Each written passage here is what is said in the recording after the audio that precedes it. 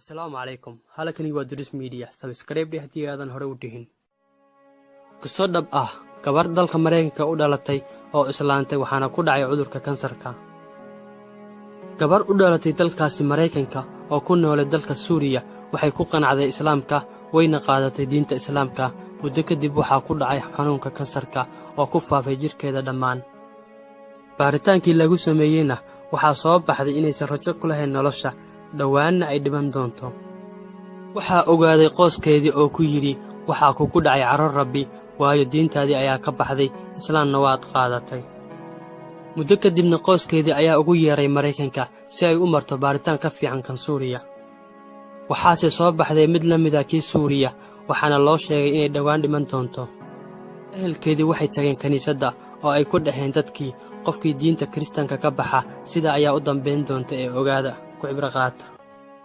Way walwashay gabadhii, waxayna go'aansatay inay ku laabato Suuriya ayna ku adkaysato diinteeda Islaamka, halkaana mawdka ku sugto.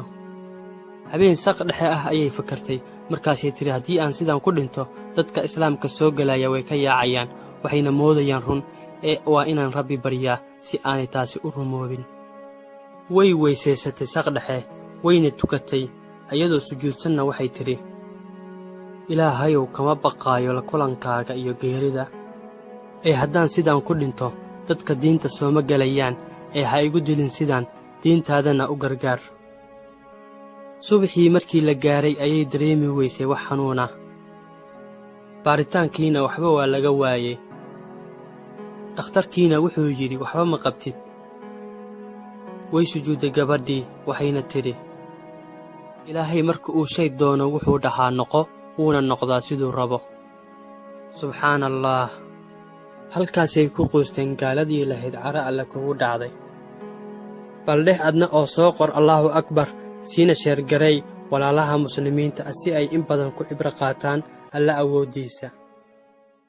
Subscribe kanaalka. Wassalaamu calaykum.